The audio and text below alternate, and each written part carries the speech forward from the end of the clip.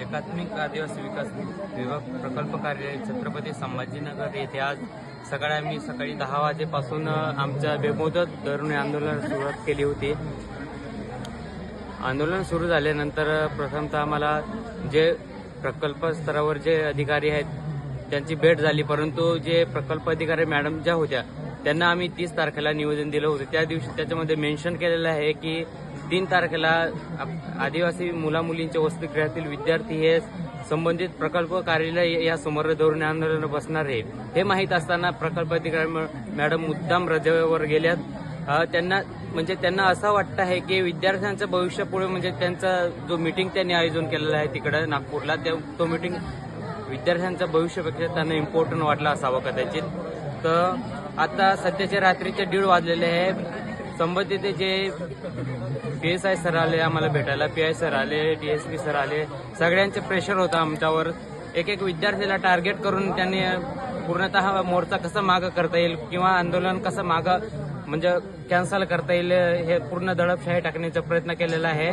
आता सध्या 1:30 वाजले आहे। कोणत्याही प्रकल्प अधिकारी किंवा कोणत्याही मॅडमांनी आम्हाला वार्डन मॅडमांनी कोणत्याही जेवणाची सोय करून दिली नाही। आता इथं जवळजवळ 200 ते 300 विद्यार्थी बसलेले आहेत। इथं बघू शकता तुम्ही विद्यार्थिनी काही अशा उपाशी झोपलेल्या आहे विद्यार्थिनी आपल्या, आणि बाहेर सुद्धा विद्यार्थी उपाशीच बसलेले आहे। आतापर्यंत कोणत्याही अधिकाऱ्यांच्याकडे लक्ष दिलेलं नाही। तर मी सगळ्यांनी एवढंच सांगू इच्छितो की शासनाचं नेमकं इंटेन्शन काय आहे, नेमकं आदिवासी जे विद्यार्थी आहेत त्यांना शिक्षणाच्या प्रवाहातून कसं बाहेर टाकता येईल हे आमचं एक इंटेन्शन होतं, पण आता ते आम्हाला खरंच वाटायला लागलं। कारण जो आज दिवसभरचा जो बेमुदत धोरणे आंदोलनाचा जो आमचा प्रोसेस होता, जी सुरुवात होती तेव्हापासून तर आतापर्यंत कोणत्याही अधिकाऱ्याने आम्हाला सपोर्ट केलेला नाही किंवा आमची दखल घेतलेली नाही।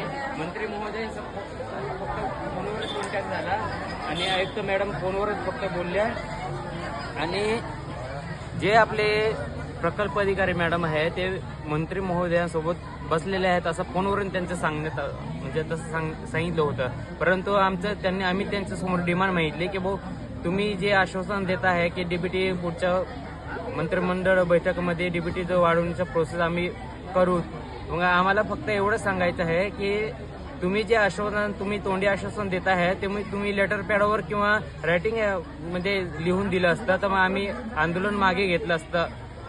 फक्त एवढंच डिमांड केलं असतं मंत्री महोदयांनी, त्यांनी आमची डिमांड पूर्ण केलेली नाही। आता आम्ही पूर्ण सध्या 1:30 वाजलेले आहे। आज पूर्ण रात्रभर इथे बसणार आहे आणि सकाळीपर्यंत आमच्या मागण्या डिमांड जे कंप्लीट झाले नाही तर आम्ही उद्या संध्याकाळपर्यंत बघणार आहे, नाही तर इथून तर मंत्रालयापर्यंत पूर्ण पायी लोंग मोर्चा काढणार आहे। जय हिंद, जय आदिवासी।